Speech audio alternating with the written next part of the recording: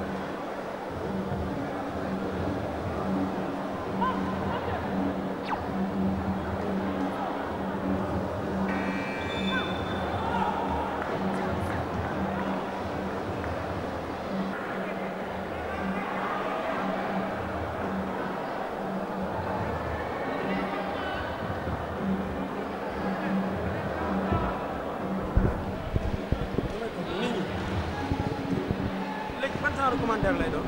Mali en bleu, rouge en Sénégal.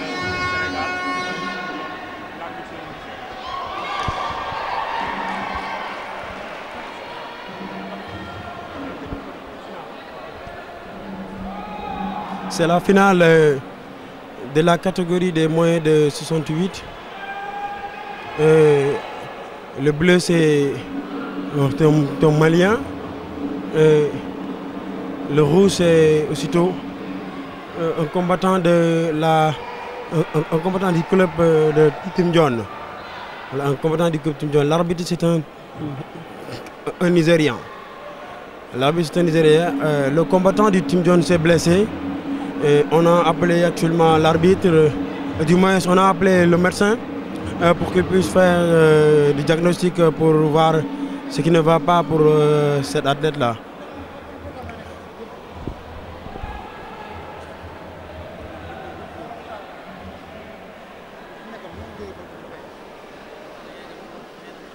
Le combattant s'est blessé.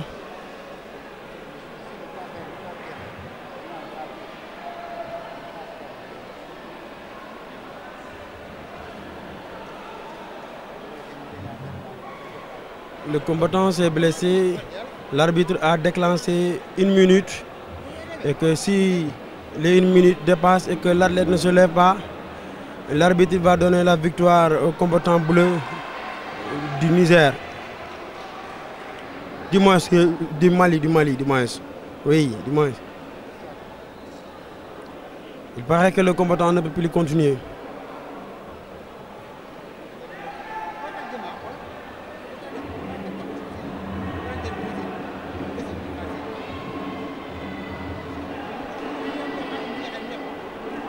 Le combattant ne peut plus continuer, il paraît. Ah ouais, le combat est terminé. Le coach de Team John a jeté éponge. Voilà, victoire pour bleu. Victoire pour le combattant bleu qui vient de Mali. Victoire bleue. Ah, c'est le règlement. Si l'athlète ne peut plus continuer, il y a une décision arbitrale. Mais avant la décision arbitrale, le coach aussitôt peut prendre une décision pour son athlète. Si toutefois qu'il ne peut plus continuer, raison de plus que le coach a jeté éponge, ce qui dit que l'athlète ne peut plus continuer. Le combat est terminé.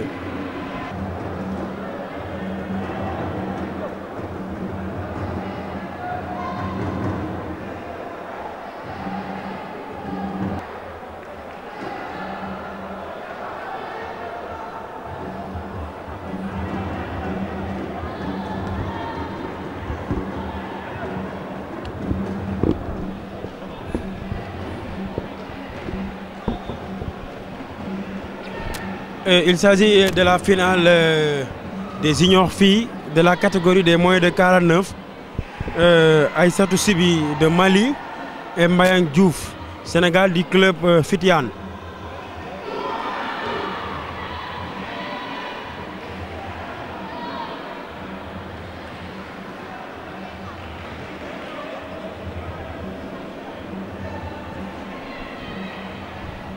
Aïssatou Sibi malienne en bleu et Mbayang Diouf Fidiane en rouge. Et actuellement le score fait 10-0, 10 pour bleu, Aïssatou Sibi et 0 pour Mbayang Diouf Fidiane du club Sénégal. L'arbitre a averti Mbayang Diouf pour qu'elle puisse faire le combat parce qu'elle est restée sans faire aucune action. Oui, l'arbitre a averti aussitôt Aïssatou Sibi de Mali pour une faute qu'elle a commise. Le coach de Aïssatou Sibi réclame. Le coach de Aïssatou Sibi réclame un point. L'arbitre est en train de consulter les arbitres de côté. L'arbitre central a consulté les arbitres de côté pour qu'ils puissent discuter sur le point que le coach a réclamé pour voir si est-ce que l'arbitre central va valider le point ou pas.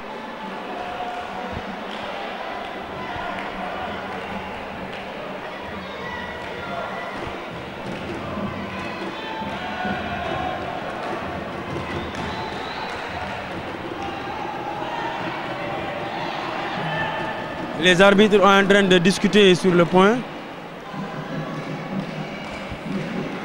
Oui, il paraît que le coach a raison. Oui, oui, non, c'était pas un point qu'il devait réclamer, mais un avertissement que Mbayang Diouf a commis du moins. Donc ce qui fait que l'arbitre Mamadou Diop a validé le point que l'avertissement que le coach de Mali réclamait. Oui, les combattants sont sur le tapis. Les combattants, oui. Daanaka ñu ngi naxante avec leur stratégie. Waaw ku ci nekk la sa maître def ci yow yaa ngi koy jéem a wone. Waaw compétition moom da ngay làmb daj rek tu peux gagner tu peux ne pas gagner. Waaw on est en deuxième round. Le point le temps est écoulé. Temps au premier mi-temps bi jeex na. Voilà ku ci nekk dem nga ci sa coach yaa ngi koy déglu pour mu jox la ay conseils ak orientation li lay permettre pour nga mën a gagner. L'arbitre central a appelé les combattants pour la deuxième round.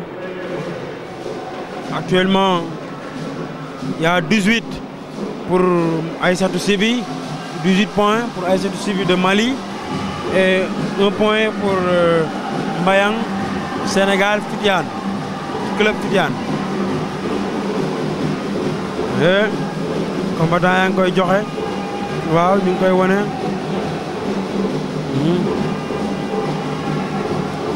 Arbitre bi jox na avertissement Mbayang Diouf ndax dafa def faute. Waaw Mbayang daanu na waaye dafa mel ni bu daanoo mu tay ko ak mu ñàkk ko tey day jël avertissement loolu ci règlement bi la bokk. Waaw effectivement l'arbitre central Mamadou Diop avertir na Mbayang Diouf.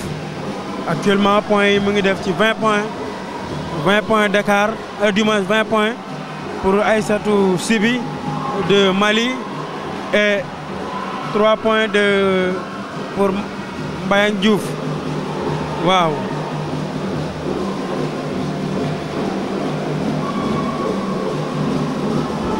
Je rappelle que c'est la finale des juniors filles de la catégorie des moins de 49. Il s'agit de Aïssatou Sibi de Mali et Mbayang Diouf Fitiane.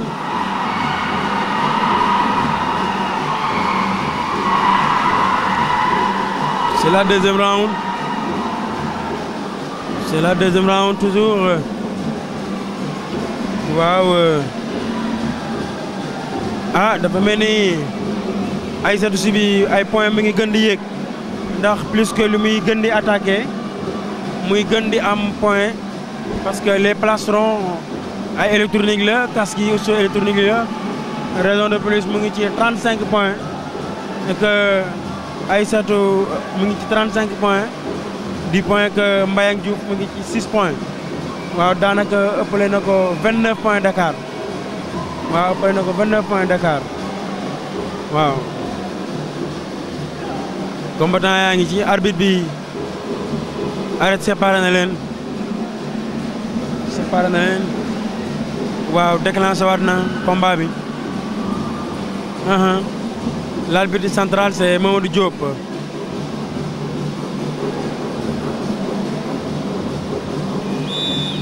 Oui bon combat bi jeex na Aïssatou Sibi a gagné. Finaliste Aïssatou Sibi de Mali, finaliste de la catégorie des moins de 49 junior filles. Finaliste Aïssatou Sibi. Bonsoir tout le monde d'abord, bonsoir. Moi c'est Yaya Damele, coach de l'équipe nationale du Mali.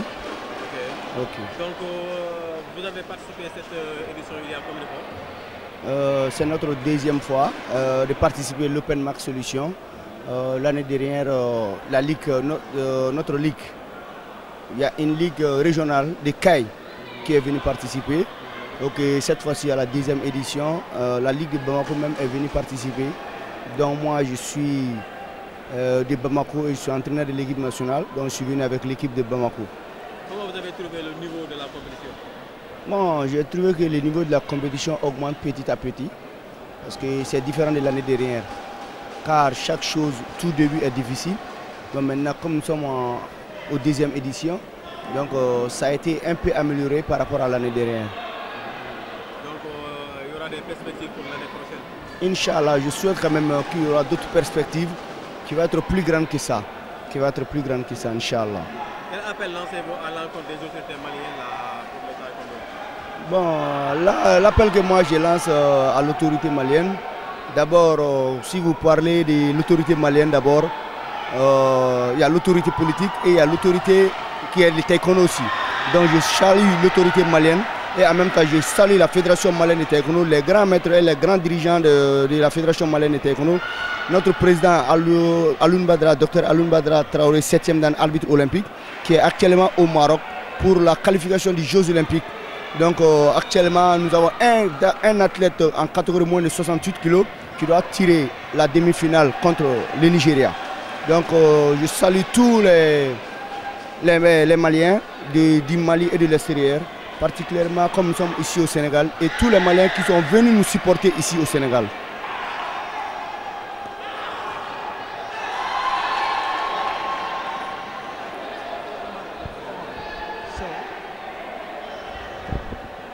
Il s'agit de la finale des catégories de moins de 55 juniors garçons. El Hadji Cheikhou Anne en rouge et Ibrahima Dabo en bleu. Tous les deux combattants ce sont des mêmes clubs, Pikine Taekwondo Club Sénégal. Le combat est démarré. L'arbitre central c'est Maître Ousmane Souaré, arbitre national.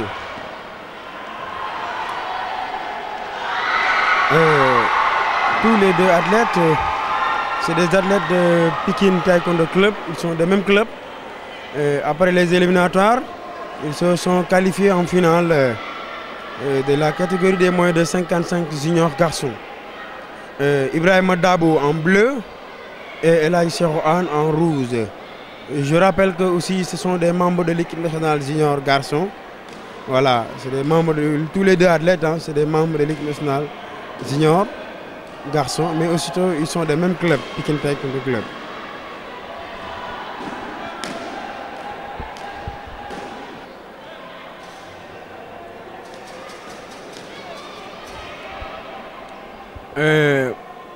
Le scoring pour l'instant au premier round c'est 4-1. 4 pour rouge El Hadji Cheikhou Anne, du moins 2 pour Ibrahima Dabo, Pikine.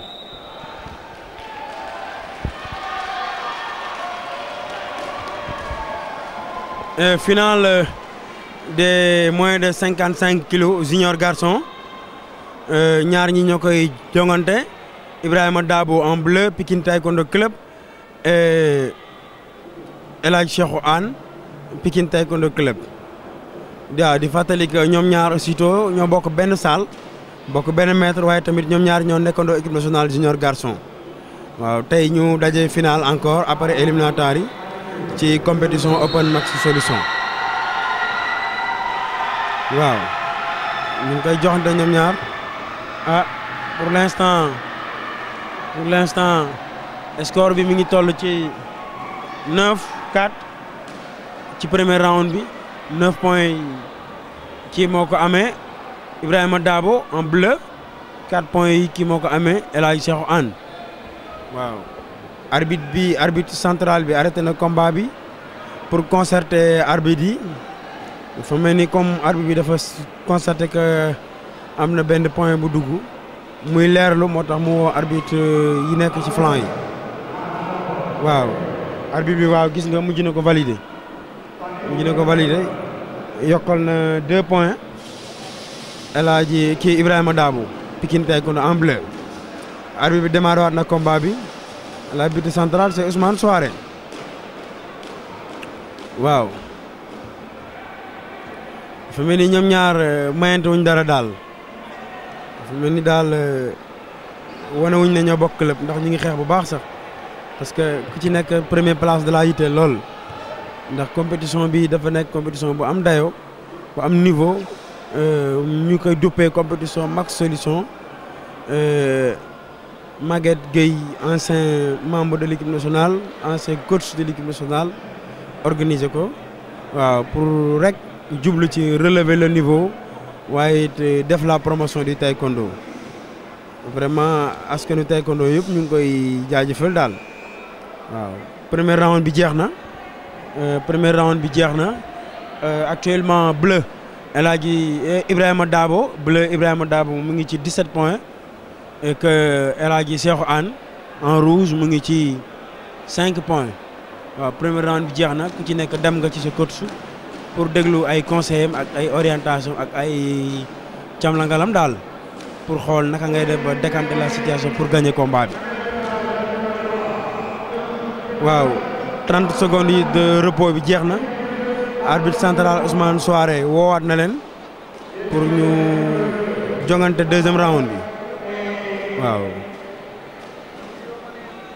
c'est la catégorie des moins de 55 juniors garçons 2 membres de même club mais aussitôt 2 membres de l'équipe nationale.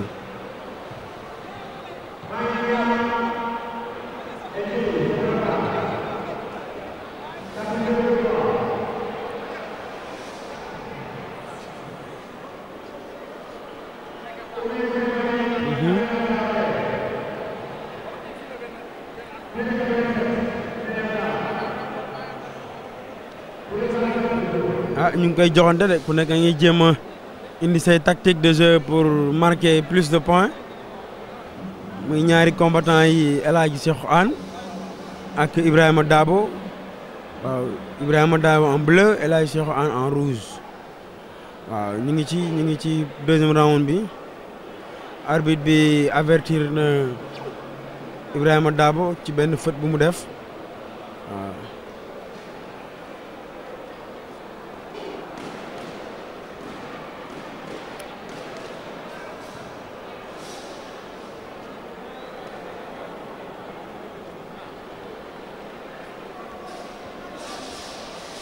waaw combattant yi ñu ngi ci Ibrahima Dabo ak El Hadji Cheikhou Anne ñu ngi ci combat bi ñu ngi actuellement di disputer deuxième round waaw Ibrahima Dabo en bleu moo mëneegum 20 points El Hadji Cheikhou Anne mi ngi ci 8 points waaw.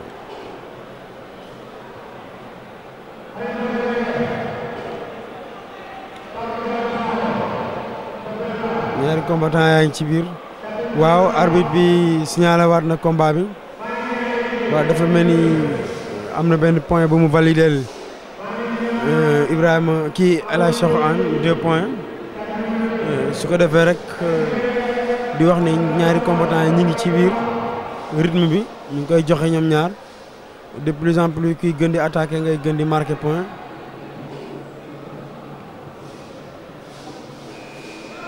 waaw deuxième round bi jeex na. deuxième round bi jeex na actuellement Ibrahima Dabo mu ngi ci 22 points El Hadji Cheikhou Anne rouge mu ngi ci 16 points waaw noonu la fa demeegum pour l'instant delluwaat nañ ci seen coach pour déglu c'est ay conseils yu maître waaw pour déglu aussitôt ku ci nekk ni la sa conseils yu coach di jox pour nga mën koo appliquer pour mën a assurer sa combat waaw arbitre central bi woowaat na leen pour ñu yeggali troisième round bi. Ousmane Souaré lañu koy wax mooy arbitre central bi waaw ñaari combattants yi ñu ngi yeggali seen troisième round waaw je pense que actuellement Ibrahima Dabo moo mëneegum mu ngi ci 22 points et que aussi El Hadji Cheikhou Anne mu ngi ci 16 points troisième round voilà ñoom ñaar aussi ñoo bokk benn club mais tamit ñoom ñaar ñoo nekkandoo équipe nationale bu junior waaw c'est le produit de l'avenir de demain du taekwondo Sénégal ay xale yu ndaw lañu waaw ñu bëgg aussitôt discipline bi di ko jox li mu moom lépp vraiment ay xale yu am Pastef lañu mën nañoo doon ay futurs Balla Dieye mën nañoo doon aussitôt ay futurs champions yu mag a mag ci Sénégal waaw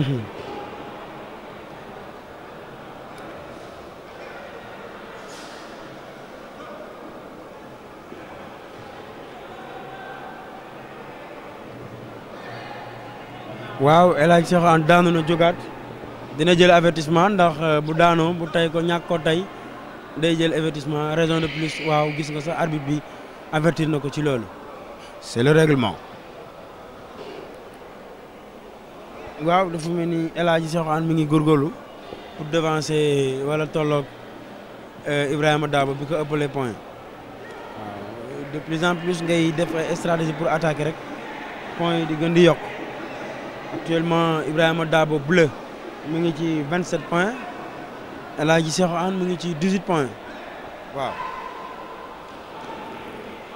def nañu cafouillage ñoom ñaar arbitre bi séparé na leen ci biir cafouillage bi commettre nañ ci ay fautes ba arbitre bi ku ci nekk jox na la ay avertissement waaw ci biir combat bi toujours Ibrahima Dabo daanu na jógaat dana jël avertissement waaw gis nga. arbitre central bi Ibrahima Ousmane Soares jox na ko avertissement.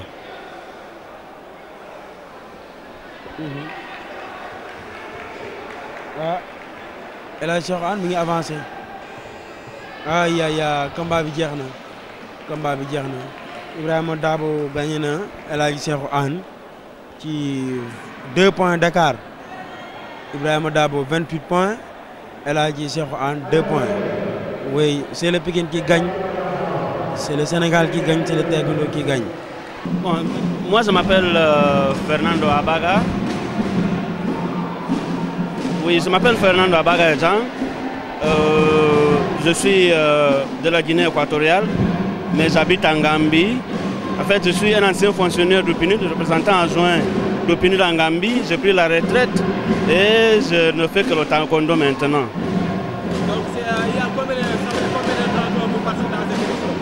En fait, ça c'est notre première compétition et notre première participation à une compétition internationale. Donc pour nous, c'est très très important. On est venu pas pour gagner, parce qu'on connaît nos limitations. On est venu pour ça, pour participer et gagner de l'expérience. Avec cette expérience, on va voir comment restructurer nos entraînements. Et pour la prochaine fois, on va essayer de participer à la Coupe de l'Ambassadeur, à l'Open de TS. On attend de faire mieux en ce moment-là. Comment vous voyez le niveau de la compétition? Le niveau est très élevé. Je vais d'abord parler de l'organisation. Moi, je suis étonné de l'organisation qui a été faite ici. C'est vraiment de haut niveau. Moi-même, j'ai participé à la compétition, mais c'est toujours aux États-Unis, à New York et aussi en Corée du Sud.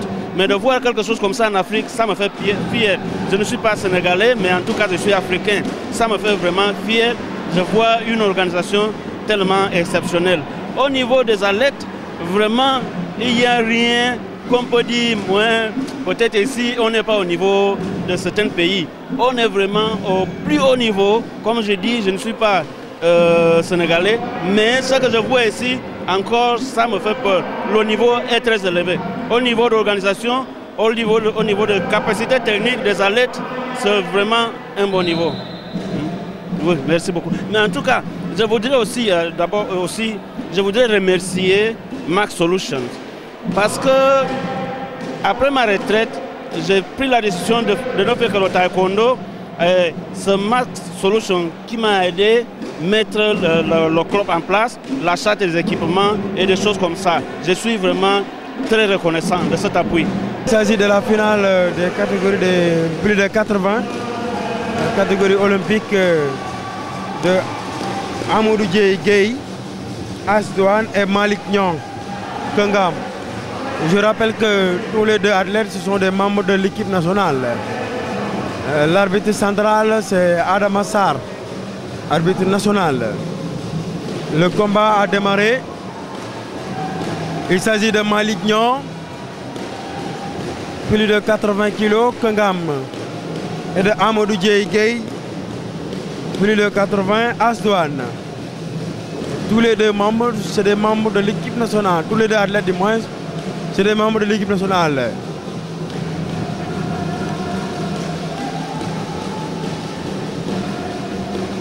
waaw arbitre bi avertir na Malick Niang en bleu, avertir aussitôt Amadou Dieye en rouge parce que dañuy naxante rek kenn attaqué wul waaw.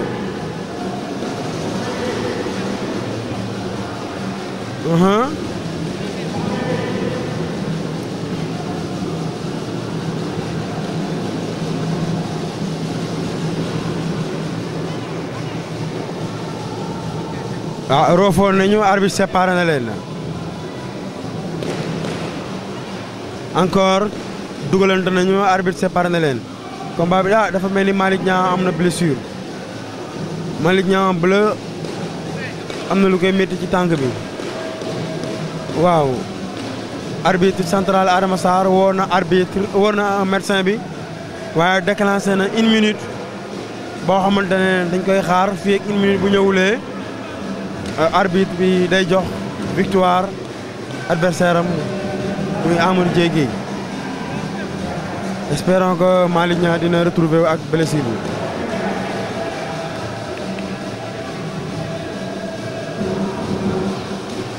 waaw ci loolu dafa mel ni moom it Amadou Dieye am na lu muy yëg ci tàng bi métti médecin baa ngi koy xool.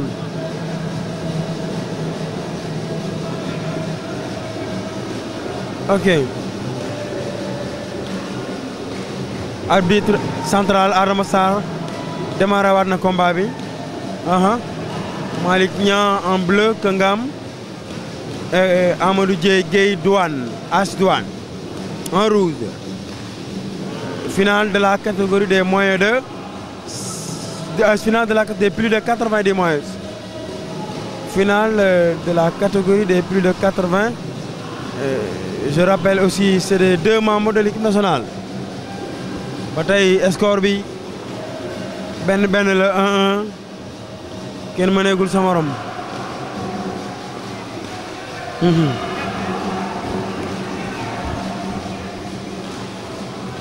waaw arbitre bi Adama Sarr am na lu mu constaté arrêté na combat bi woo na ñaari arbitre yi nekk ci flanc yi pour concerter ak ñoom pour xool na est-ce que li mu constaté point buy dugg la jëm ci benn adversaire yi ci ñoom ñaar wala point bu ñuy point d'avertissement la waaw.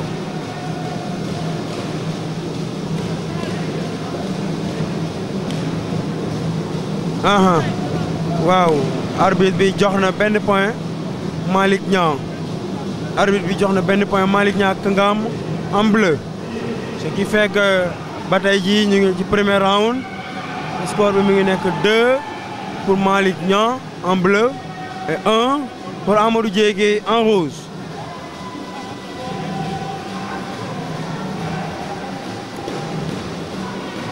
C'est un combat très technique. Un combat très technique, un combat des poids lourds. waaw comme premier round bi jeex na arbitre séparé na leen ku nekk dem nga ci sa coach déglu li la sa coach de wax pour nga waajal deuxième round bi pour xool comment ça va se passer waaw. donc ba tey ñu ngi déglu l'arbitre central c'est Adama Sarr. ok. waaw arbitre bi woo na leen Adama Sarr woo na leen pour ñu déclencher deuxième round bi arbitre woo na leen pour ñu déclencher deuxième round bi waaw ba tey ñu ngi ci 2 pour Malick Niang et 1 pour Amadou Dieye. waaw arbitre bi déclenché waat na combat bi waaw je rappelle que c'est la finale des plus de 80 kilos s'agissant de 2 membres de l'équipe nationale, Malick Niang en bleu du club Kangam et Amadou Dieye du club As Douane en rouge. Voilà. ku nekk yaa ngi jéem a nax sa morom pour marquer plus de points pour nga mën a gagner. di wax c'est 2 combattants expérimentés. mais aussi deux combattants yi am doole ndax c'est la catégorie olympique mooy catégorie bi gën a mag ci catégorie yi moo gën a bëri doole te malgré seen poids tey dañu am souplesse boo xamante ne ku nekk di nga mën a nax sa ba gagné waaw arbitre jox na avertissement encore ñaari athlètes yi parce que dañuy naxante ba tey combat wuñu arbitre jox na avertissement Malick Niang en bleu joxaat avertissement aussi Amadou Dieye Gueye en rouge waaw dafa mel ni Amadou Dieye Gueye dafa blessé parce que dafa mel ni dafa amoon blessure avant finale bi donc blessure bi moo ñëwaat ci wetu bët bi woo nañ docteur bi pour mu tafal ko mu ngi koy xoolal daal.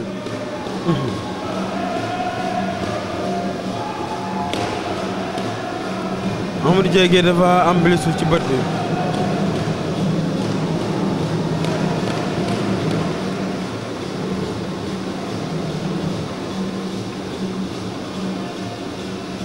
docteur baa ngi xool Amadou Dieye Gueye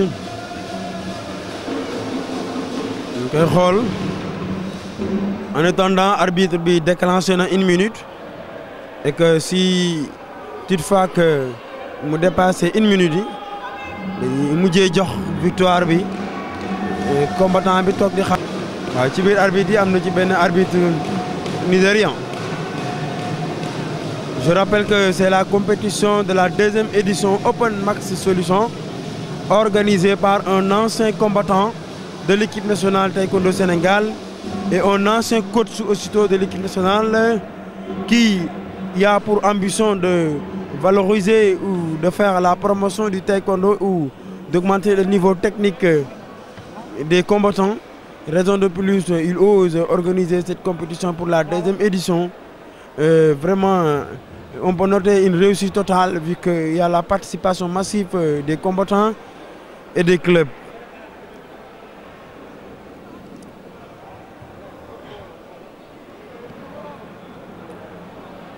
Voilà, arbitre woowaat na leen Amadou tafalaat nañ ko kii bi fii xawoon teppee ko ci R4 bi waaw tafalaat nañ ko solaat na casque bi arbitre bi mu ngi déclenché combat bi voilà arbitre déclenché na combat di wax ne actuellement combat bi xaw na serré trop ñaari athlètes yi ñu ngi naxante ba tax na Malick Niang mi ngi ci 3 Malick Niang en bleu de Keungam membre de l'équipe nationale Sénégal taekwondo et aussitôt Amadou Dieye Gueye 2 points en rouge membre de l'équipe nationale aussitôt mais aussitôt membre athlète de AS Douane.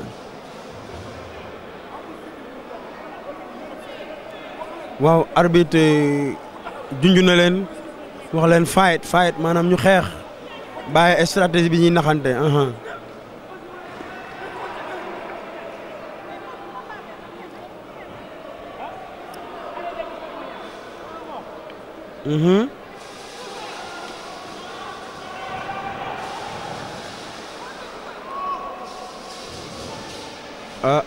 Malick Niang jël na kam jëm mais dafa blessé encore parce que dafa mel ni dafa génne zone de réglementation bi bu génnee zone de réglementation bi day jël avertissement te avertissement bu nekk dañ lay dindi benn point jox ko sa adversaire su fekkente ne avertissement yi dem na ba 10 da ngay mujjee perte combat bi même boo mënee woon score bari ñu mënale aussi da ngay perte combat bi voilà deuxième round bi jeex na. deuxième round bi jeex na ku ci nekk dem nga ci sa coach déglu lim lay wax pour xool naka ngay def ba gagner combat bi. C'est la finale des plus de 80 kilos finale catégorie olympique muy ñaari combattant yi nekk équipe nationale di ko jogante kenn ki mi ngi sol plastron bleu ñu di ko wax Malick Niang de club Keungam et Amadou Dieye Gueye mu sol plastron bleu.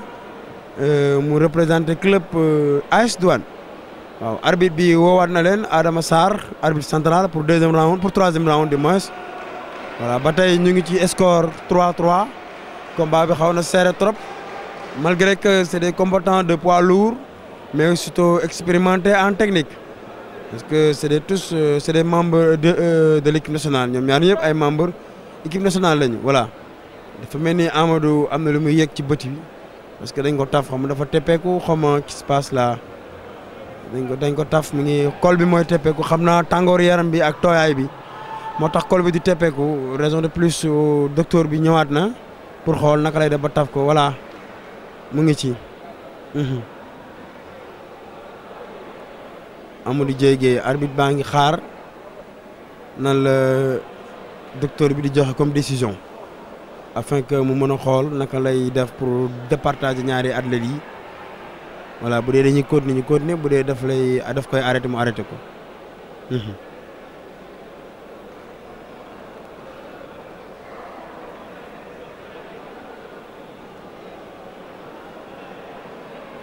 waaw gis nga de solidarité malgré que ñoom ñaar ku nekk mu ngi ut point pour gagner mais gis nga après Malick Niang en bleu moo ko yëkkati tu vois yëkkati ko l'esprit d'équipe l'esprit solidaire pour que ñu mën a ñoom ñaar ñu mën a yeggali combat bi dans le climat de paix waaw.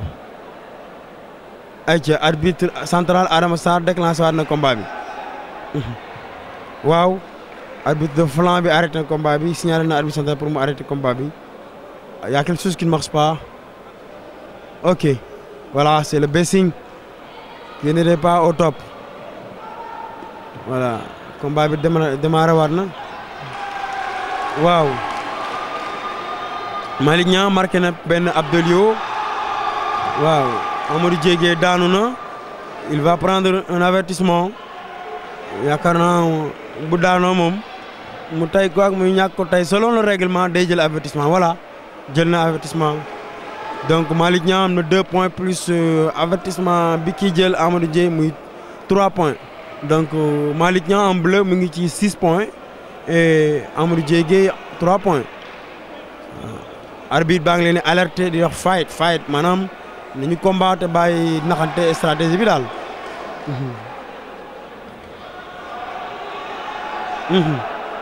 waaw Malick Niang day jël kam jëm parce que dafa def un demi-tour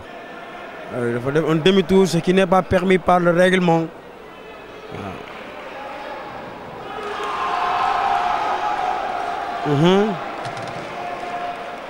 waaw. Arbitre de côté signalé nañu arbitre central bi que Malick Niang a marqué un point voilà.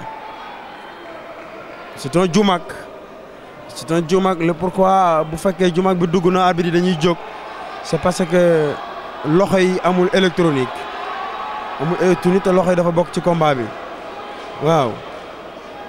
combat bi serré na ñu ngi ci 3e round actuellement. Malick Niang en bleu Kangam 7 points et Amadou Dieye Gueye en rouge 4 points. C'est la finale des plus de 80 kilos catégorie olympique. Voilà, c'est la finale des plus de 80 olympiques. Voilà, 2 membres de l'équipe nationale qui se disputent et qui se connaissent bien parce que ñoom ñooy bokk di entraîner ku nekk xam nga lu sa morom mëne. Voilà, waaye kenn bëggul may sa morom dara parce que membre équipe nationale lañu ñoo bokk ndey ak baay. waaw mais aussi bu fight yi jotee moom ku nekk da ngay bëgg a jël ndam li yóbbu sa club. Effectivement. Amadou Dieye Gueye blessé na te daat na encore te daat na woo nañ docteur baa ngi ci kawam mais Amadou dafa mel ni tey il n'est pas bien je sais pas est-ce que blessure bi moo ko porté préjudice ou quoi parce que bët bi dafa mel ni day nàcc mais dana jël avertissement quel soit le sens dana jël avertissement ci sama xalaat selon le règlement. waaw docteur bi jógaat na demaat na consulté na ko xoolaat na ko voilà c'est pas une blessure assez grave sinon le médecin allait arrêter le combat voilà.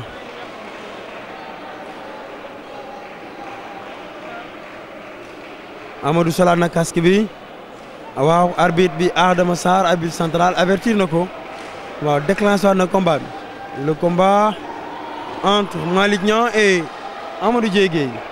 Malick Niang en bleu et Amadou Dieye Gueye en rouge. C'est la finale des plus de 80 kilos de l'Open Max Solution. Cafouillage, arbitre séparé de leen.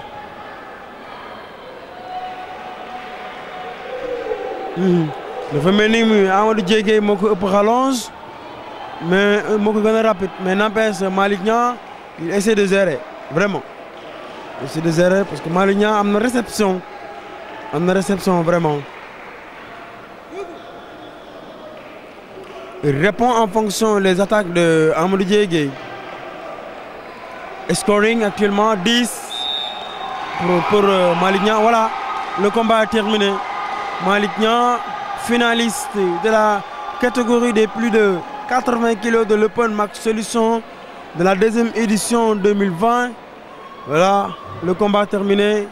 L'arbitre central, c'était Adama Sarr, arbitre national. Voilà, c'était deux membres de l'équipe nationale, de clubs différents, mais de même catégorie. Malick Niang, plus de 80, en bleu, et Amadou Diégué.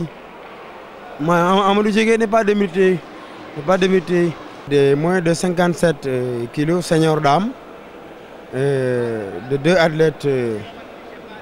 L'une est Mam Ndiaye du club Sotemat et Mam Astou Diop, membre de l'équipe nationale de club Pikine Taekwondo. L'arbitre central c'est Ndeye Penda Sen. Le combat est démarré. Le combat actuellement, les deux athlètes sont en train d'utiliser leur stratégie de par leur va-et-vient. Voilà. Mam Astou Diop, membre équipe nationale. Mam Astou Diop, club Pikine Taekwondo club. Mam Ndiaye Sotemat de Sokone. Mam Ndiaye en bleu. Mam Astou Diop en rouge. Actuellement, le combat est serré en premier round. Mam Ndiaye prend un avertissement. Elle a commis une faute.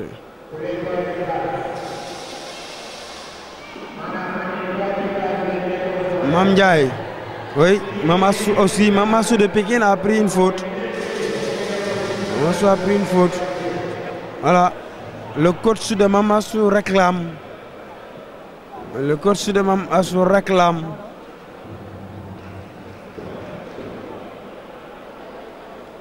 Le coach de Mam Astou, Madi Touré de Iqra. C'est pas Madi Touré de Iqra. Coach international. L'arbitre central des Penda Sen appelle les arbitres de côté pour une concertation pour voir comment ça va se passer pour la réclamation du coach de Pikine. Si le point sera validé ou pas.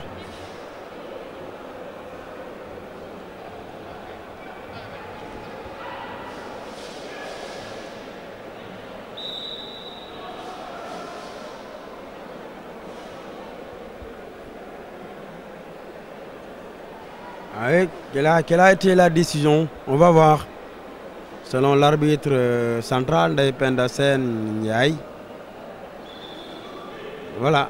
Oui, ce que le coach réclamait n'est pas accepté. Oui, le combat continue. La réclamation du coach n'est pas valable.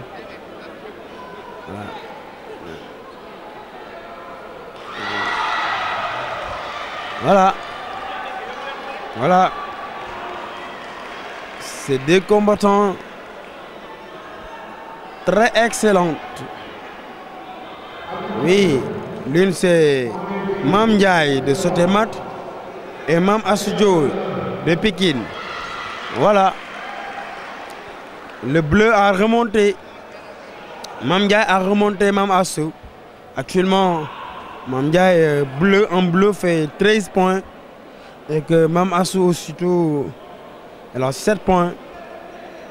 Voilà, 7 points.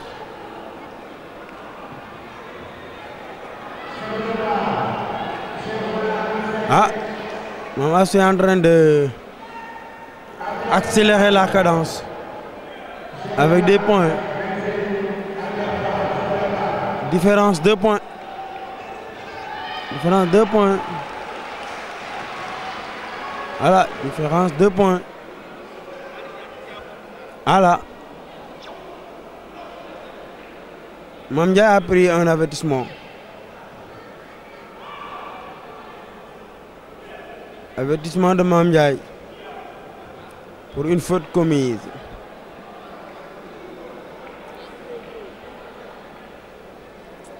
Le combat continue. Voilà, premier round.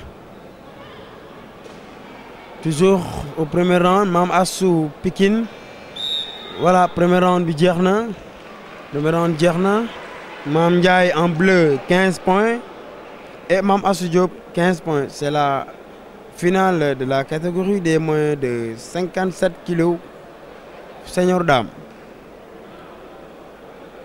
La finale des catégories de moins de 57 kilos senior dame, catégorie olympique. Finale de la deuxième édition Open Max Solution. L'arbitre central de Penda Sène Ndiaye les appelle pour la deuxième round. Le combat est serré, 15-15. Pour la première round, 15-15. L'arbitre central démarre aussitôt la deuxième round.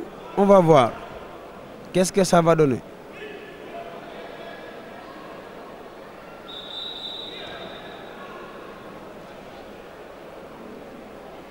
Voilà, le combat est démarré.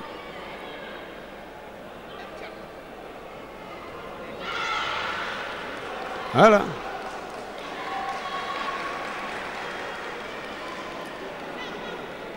L'arbitre a arrêté le combat. Elle suggère en appelant les arbitres de flanc pour une concertation. Les arbitres sont en train de se discuter. Il paraît que Mame Ndiaye a sorti de la zone réglementée. Et au moment où il sortait, il a marqué un point. Je pense que ce point ne sera pas valable du moins.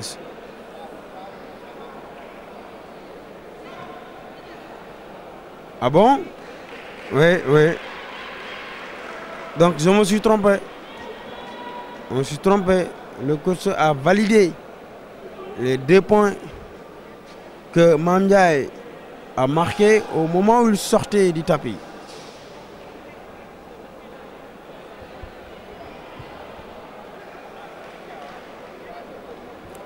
« 19-15 ». Actuellement, 19-15. 19 pour Mame Ndiaye du club de Sotemat, Sokone. Et 15 points pour Mame Astou Diop de Pikine, membre équipe nationale. C'est la finale des moins de 57 kilos senior dame.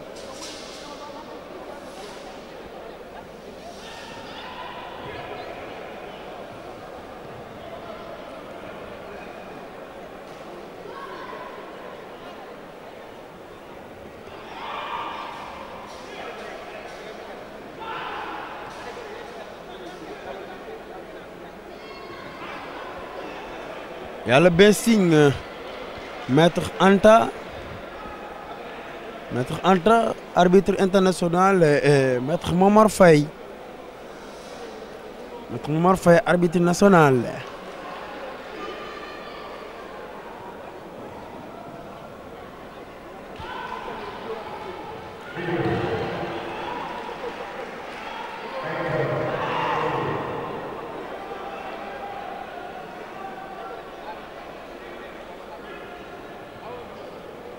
Voilà.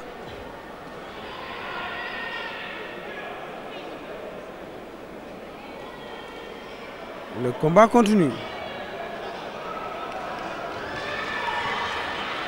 Voilà, le combat continue. 25 points pour Mame Ndiaye et 15 points pour Mame Astou Diop.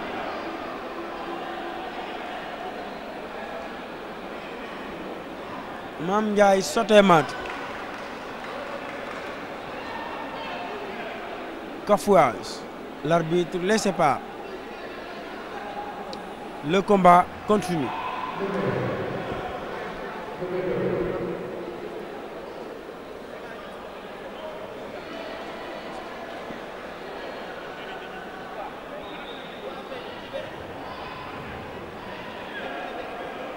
Voilà.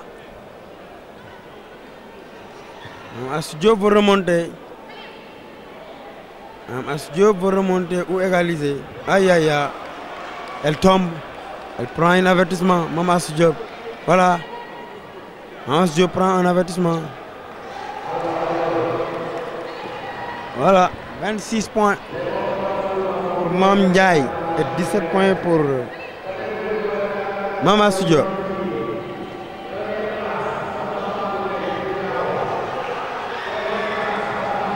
Voilà. Le combat est serré. Le combat est serré.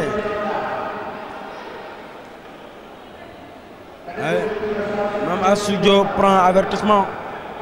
Mam As Diop Pikine, Taekwondo Club, membre équipe nationale. Voilà. Mam As Diop est en troisième round.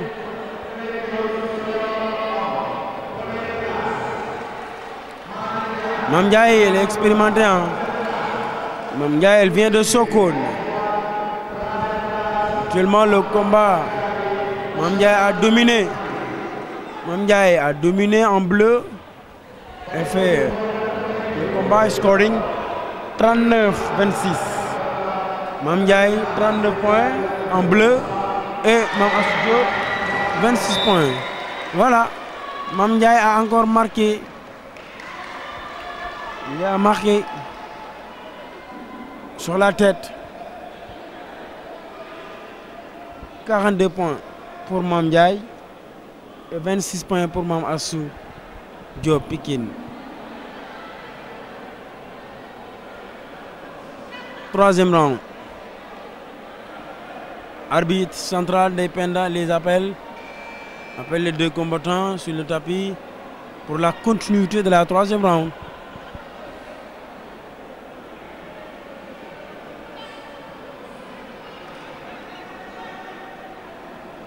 Les sont appelés. Voilà. Il s'agit de Mam Ndiaye du club de Sotemat Sokone qui a 42 points et Mam As Diop de Pikine Taekwondo Club, membre équipe nationale, qui a 26 points.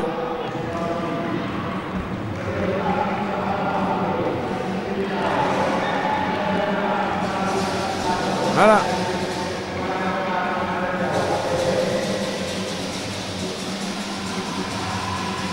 Vraiment, Mam Ndiaye a dominé.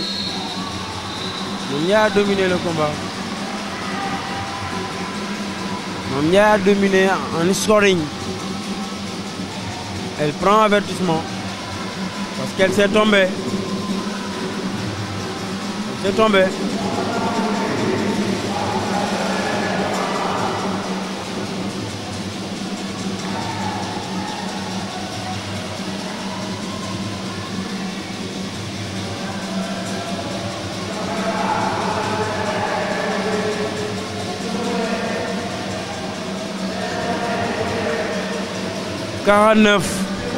Mam Ndiaye en bleu, club Sotemat de Sokone.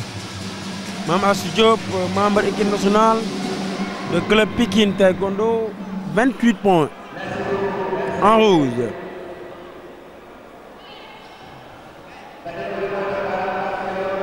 Mam Ndiaye, elle gère.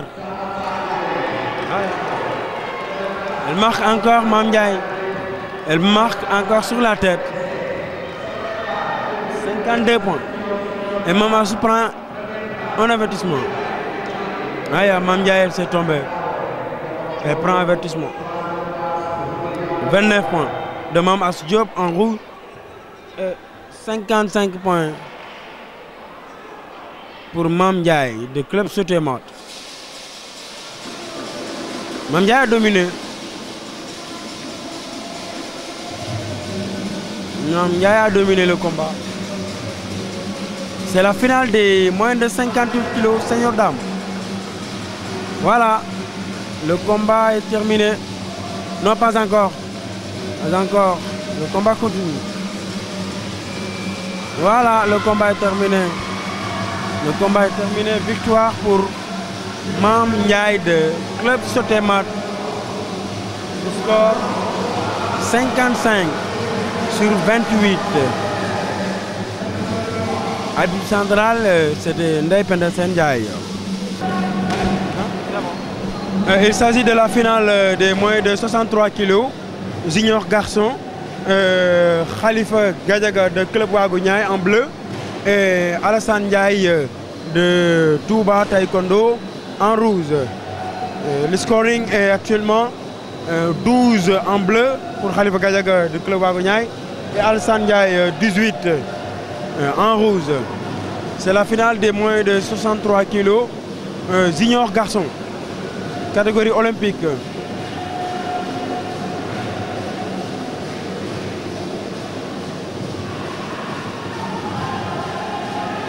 Voilà.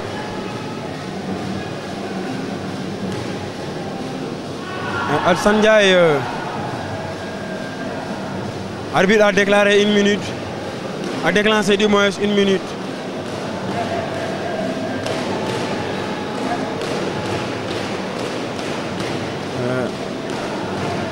Kooki Alassane Ndiaye bi dafa yàqu Alassane kooki bi dafa yàqu protège sexe bi raison de plus arbitre déclenché na 1 minute su fekkee ne 1 minute matul il va perdre le combat mi ngi gaawantu Alassane Ndiaye de Club Touba mi ngi gaawantu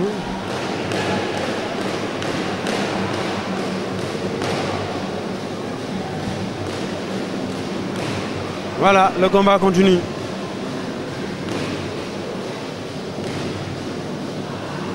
Le combat continue, il s'agit de Khalifa Gadiaga de Club Ouagou Niayes et Alassane Ndiaye Touba Taekwondo, catégorie finale moins de 63 kilos, finale catégorie moins de 63 junior garçon.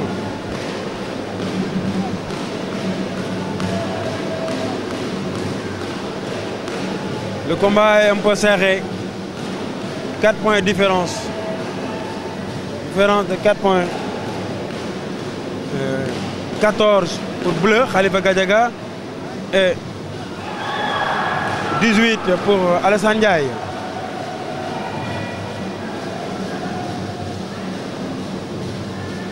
Le combat continue.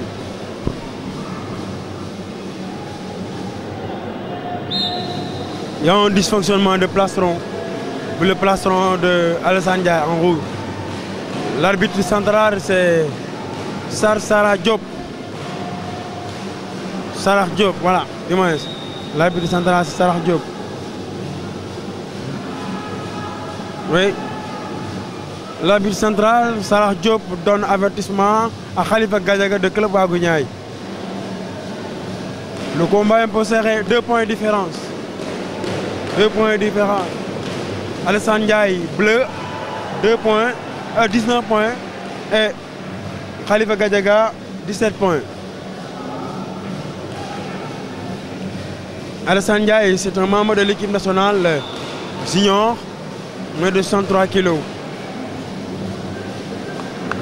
Il fait partie de l'espoir de la génération 2022, Jeux Olympiques 2022, qui sera organisé ici à Dakar.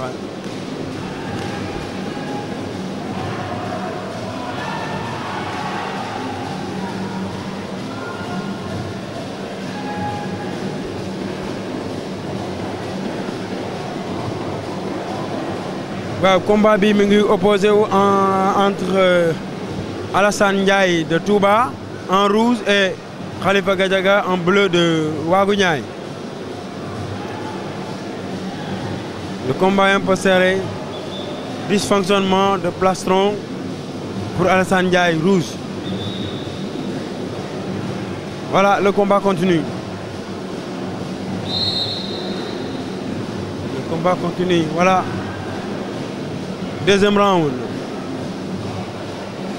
Deuxième round.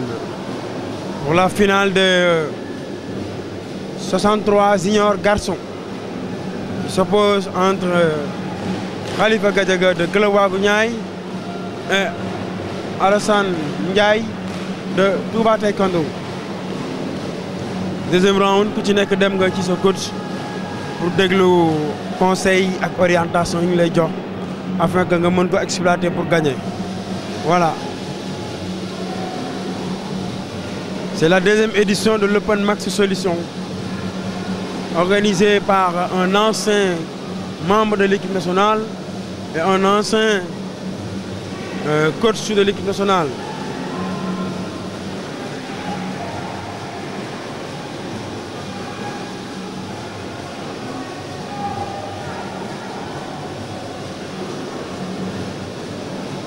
Avec 2 points de différence. Différence de 2 points. Khalifa Gadiaga 20 points en bleu de Club Ouagou Niayes et Alassane Ndiaye 22 points de Touba Taekwondo en rouge.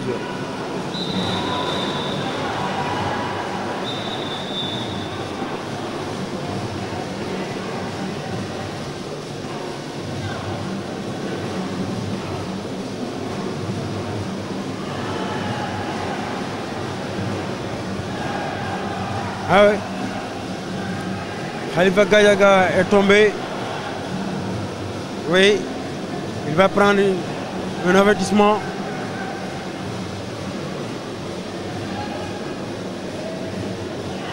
Selon le règlement, boo daanoo nga tay ko nga ñàkk ko tay da ngay jël avertissement. Voilà. L'arbitre central Salah Diop avertir na ko.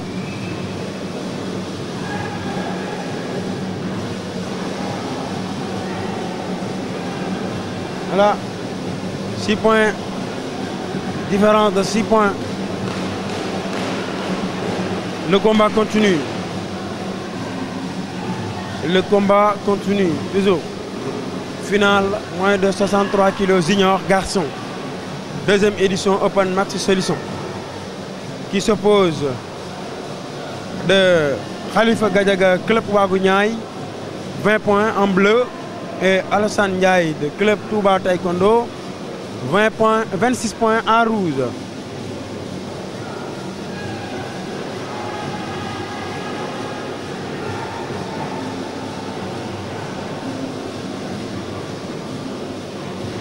Voilà.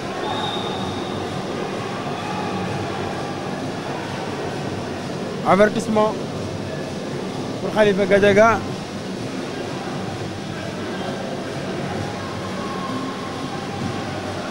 Le coach de Touba Taekwondo a signalé sa carte. Voilà. C'est bon. Je pense qu'il réclamait le kamdiam de Khalifa Gadiaga. Kamdiam veut dire avertissement.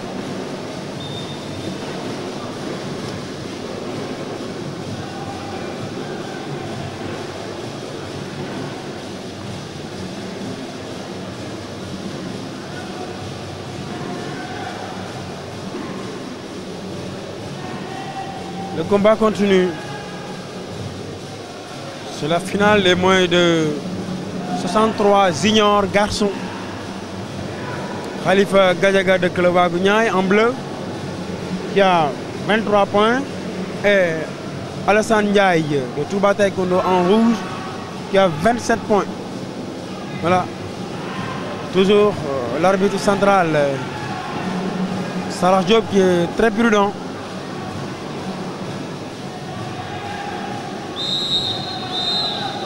Oui, le combat est terminé.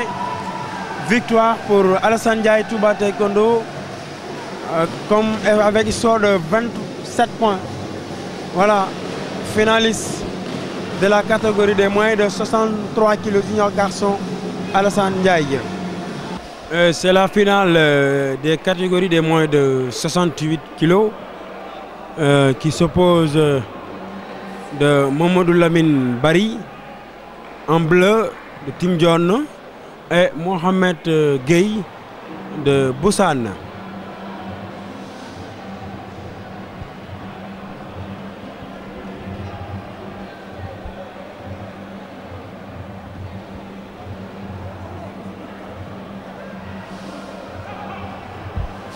L'arbitre central, c'est Maître Youssou Diallo. C'est Maître Youssou Diallo, l'arbitre international qui est au central. Il y a 3 arbitres dans les flancs. Il s'agit de Seydina Nguer, Maître Nazirou Mbaye et Maître Seynabou Diouf. Au niveau de la table de basing, on a Maître Anta Gueye, arbitre international, et Maître Momar Faye, arbitre national, et Maître Ndeye Penda Sène. Voilà, c'est la première round du combat de la finale des moins de 68 kilos qui s'oppose de Mohamed Gueye et Mamadou Lamine Bari. Mamadou Lamine Bari en bleu, Team John, et Mohamed Gueye en rouge, Boussane. Voilà. Actuellement, le score est de 4 pour Mamadou Lamine Bari en bleu et 3 en rouge pour Mohamed Gueye.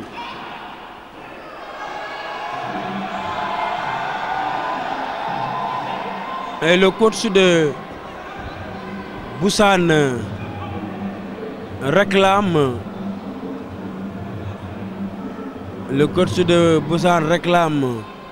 que son adversaire a, du moins que son athlète a marqué de points. Voilà. L'arbitre central, Maître Youssou Diallo, appelle les arbitres de côté pour consulter. Du moins, non. Le coach de Boussane demande le test des plastrons. Parce qu'il a l'impression que les plastrons de son le plastron du moins de son adversaire ne marque pas. Ah ouais.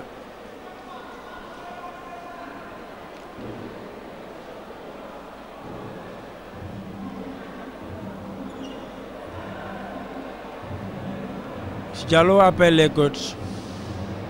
Ouais. Waaw, mu ngi final bi mu ngi opposé entre Mamadou Lamine Bari et Mohamed Gueye. C'est la catégorie des moins de 63 kilos. Final bi moins de 63 kilos là. Muy Mamadou Lamine Bari de Team John en bleu et Mohamed Gueye Boussane en rouge. Actuellement ñu ngi xool nan lay mujjee ci réclamation coach Boussane bi Assane John du moins ñu ngi xool nan lay mujjee pour réclamation bi muy réclamer auprès de Diallo ñu xool ndax dinañ ko accepter wala déet. Voilà, le combat continue.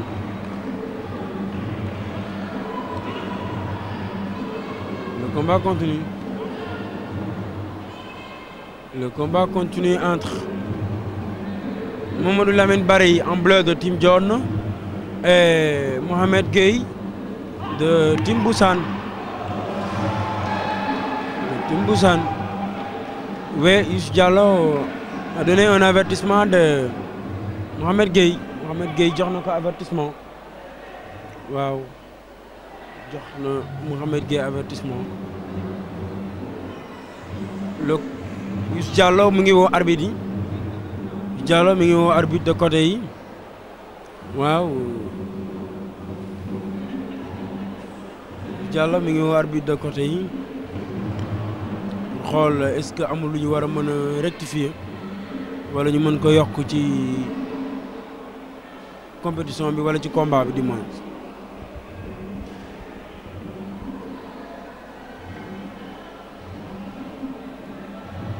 C'est la phase finale de la catégorie des moins de 68 kilos, catégorie olympique de la compétition du deuxième édition Open Max Solution.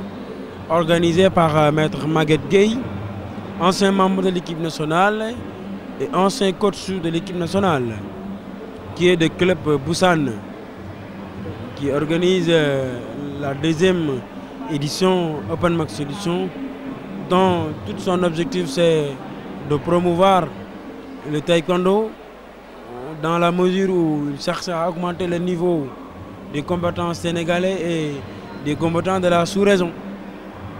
Oui. On est en phase finale après les éliminatoires de la catégorie des moins de 68 kg qui oppose entre Mamadou Lamine Bari de Team John en bleu et Mohamed Gueye de Busan en rouge. Mamadou Lamine Bari 6 et Mohamed Gueye, Mamadou Lamine Bari 7 du moins et Mohamed Gueye 6.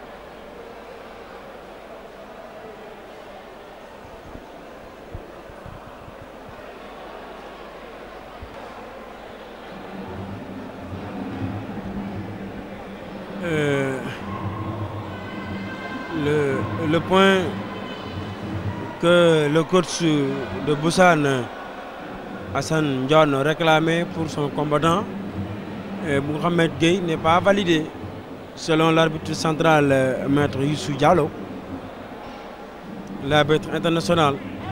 Voilà, le combat continue. Le combat continue.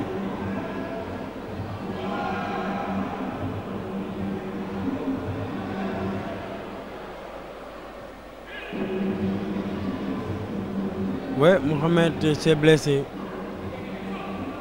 Ouais, il s'est levé. Il s'est levé.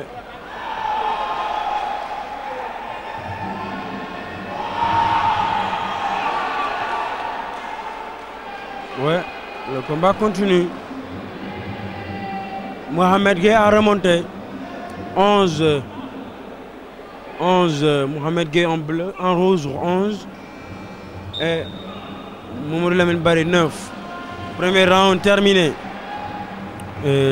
Athlète bu ci nekk dem na ci coacham waaw pour déglu stratégie ak conseils ak orientation yi afin que boo ñëwee ci deuxième round bi nga mën ko exploiter pour gagner la finale. Je répète que c'est la finale de la deuxième édition Open Max Solutions de la catégorie des moins de 68 kg. Voilà. Mais il y a 30 secondes nous récupérer. Voilà, Youssou Diallo, l'arbitre central, pour nous attaquer deuxième round.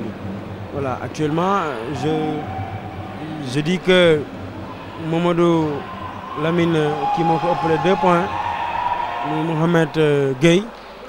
Actuellement, Mohamed Gueye a 11 points et Mamadou Lamine Bari a 9 points. Voilà.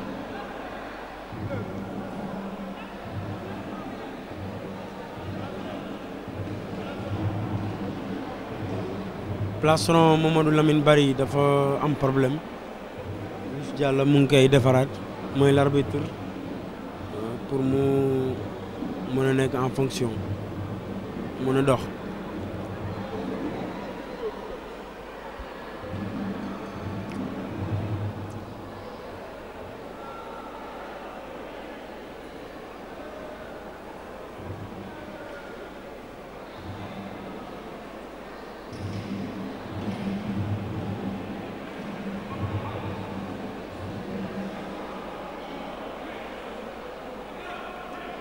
et le coach de Team John, Maître Babacar Diédhiou, le coach de Mamadou Lamine Baldé réclame. Je pense qu'il dit que les 3 points que Mohamed Gueye a marqués n'est pas valable. Parce que au moment où il marquait ça, il faut tomber avec placeron Mamadou Lamine Baldé erroné. Wow.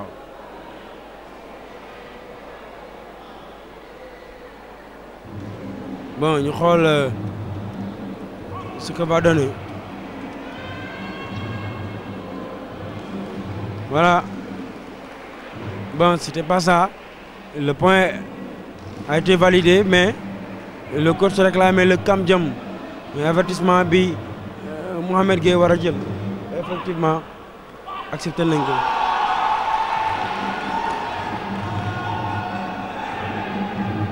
Voilà. C'est Mohamed Gueye qui domine. Mohamed Gueye m'a dominé le deuxième round.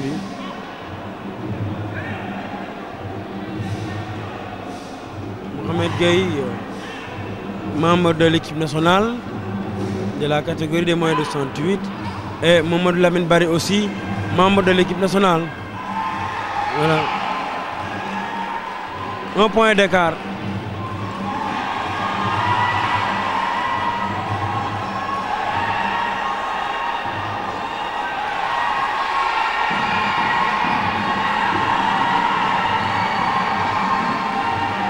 Voilà, le combat est serré. Mohamed Gueye a pris un avertissement. Il s'est blessé. Ah, il s'est blessé, le combat est serré. Mamadou Lamine Baldé s'est remonté jusqu'à 25. Mamadou Lamine Baldé en bleu. Oui. Oui, finaliste. Finaliste. Finaliste. Finaliste Mamadou Lamine Baldé. Finaliste Mamadou Lamine Baldé. Car Mohamed Gueye s'est blessé. Mohamed Gueye s'est blessé. Voilà, pour la catégorie des moins de 68 kg, Mamadou Lamine Baldé a remporté la médaille d'or. Mamadou Lamine Baldé a remporté la médaille d'or. Oui, pour la compétition de la deuxième édition Open Max Solution. Oui, c'est joli vraiment. Alors bonjour, c'est Maguette Gueye, ancien membre de l'équipe nationale de taekwondo, ancien champion d'Afrique, promoteur et co-organisateur de l'Open Max Solution, qui est à sa deuxième édition cette année. Alors je trouve que le niveau a été satisfaisant, parce qu'on a vu des combats de haut niveau ici. Cela est dû par le fait qu'on a des membres de l'équipe nationale, soit des autres pays que des pays étrangers, que du Sénégal. Ça élève le niveau. Et cela ne veut pas dire que les membres des clubs ont été en reste. Et puis la concurrence a été dure. Et cette concurrence, elle est saine. Et quand elle est saine, elle crée de l'évolution. Donc disons que le niveau est satisfaisant. C'est le niveau qui répond à la compétition, au niveau de la compétition qui est une compétition internationale. Alors, on avait des objectifs depuis le début. Lors de la première édition, l'objectif c'était l'organisation, de faire une organisation parfaite. Et Dieu merci, on a réussi à le faire. Cette année, on avait comme objectif la participation. Et au vu de ce qui s'est passé et des nombres de participants, je dirais qu'on a aussi de ce côté une satisfaction parce que on a doublé le nombre de participants par rapport à l'année dernière. Donc pour cela, sur ce côté, je trouve qu'on est satisfait et que petit à petit, c'est le travail de cette année qui va se répercuter pour l'année prochaine. Et le niveau, disons, est bon et donc on est satisfait pour la participation, ce qui était l'objectif principal de cette compétition. Alors, au niveau, bon, la perfection n'existe pas. Disons qu'on dit que la perfection, c'est du domaine de Dieu. Mais au niveau de l'organisation, je n'ai vu personne se plaindre. Parce que nous, on travaille avec un système qui est automatisé du début à la fin. Déjà, à l'inscription, c'est online. Tout est automatisé. Même les combats, les rappels, tout est automatisé. Les plaçons sont des plaçons électroniques, c'est-à-dire les points sortent automatiquement. Disons qu'on a utilisé le maximum de la technologie actuellement qui est à la disposition du taekwondo. Et c'est pour cela, au côté de l'organisation, elle est parfaite parce que personne ne s'est plaint de l'organisation. Mais cela ne veut pas dire qu'on va croiser les bras, on va toujours essayer à améliorer. L'unique détail, peut-être l'unique problème qu'on rencontre, c'est le côté financier. Et c'est évident, ces compétitions coûtent cher. Nous, on met le maximum, on met la main à la poche. Mais jusqu'à présent, on n'a pas encore eu de satisfaction au niveau des soutiens, peut-être des sponsoring ou quoi que ce soit. Disons que c'est nous qui finançons à 90% la compétition, bien qu'on a eu un partenaire qui était même là l'année dernière, que nous remercions, le Madar, le groupe Madar, et nous le remercions. Mais de ce côté-là, c'est l'unique problème, c'est le soutien financier qui nous manque. Ok, alors je profiterai tout d'abord de cette occasion pour remercier ceux qui nous ont soutenus, en commençant d'abord par la Fédération sénégalaise à travers son président Baledje, qui sans eux, on ne peut pas organiser cette compétition parce qu'on est sous leur autorité. Donc si cette compétition peut se faire, c'est parce qu'ils ont autorisé ça. À part l'autoriser, ils ont mis à disposition tout leur matériel qu'ils ont eux pour qu'on puisse faire une bonne compétition et ça c'est vu. Au-delà de ça, de la fédération, on a aussi la Ligue de Dakar qui nous a aidés au niveau de l'organisation surtout, à travers M. Youssou qui est notre président de l'organisation. Donc pour cela, nous remercions la Ligue de Dakar à travers son président qui est M. Si, le colonel Si. Alors, l'appel que je lance, je le lance à toutes les autorités, disons sénégalaises, du ministère des Sports jusqu'à la petite entreprise qui pourrait nous apporter un soutien parce que nous, on le fait parce que nous sommes amoureux de ce sport, nous sommes amoureux du taekwondo et aussi c'est une manière pour nous d'aider les jeunes qui se mouent tous les jours dans ce sport et qui ont envie de faire de bonnes compétitions. Je lance un appel pour qu'on puisse avoir le soutien nécessaire pour faire arriver la compétition au niveau où nous voulons qu'elle arrive, c'est-à-dire au niveau des G1, G2, de sorte que nos athlètes ne seront plus obligés à chaque fois de payer des millions pour aller chercher des points ailleurs. Vu qu'on a la technique, on a la capacité, pourquoi pas le faire ici? Mais ça demande des moyens et on est demandeur. De cette discipline, moi, ce que je suggère, en tout cas, il y a des commissions au niveau des ligues, au niveau de la fédération qui travaillent à la divulgation. Mais aussi, bon, comme vous qui le faites, que vous les médias là, s'approcher des médias, ça aide.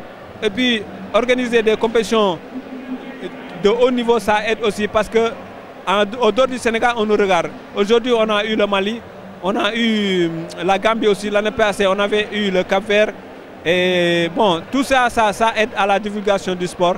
Mais surtout, il faut beaucoup de moyens pour qu'on puisse organiser des compétitions et faire connaître le taekwondo partout, quoi, en quelque sorte. Alors, des mots de remerciement surtout pour les combattants qui ont répondu présent, parce que sans eux aussi, on ne peut pas organiser les compétitions.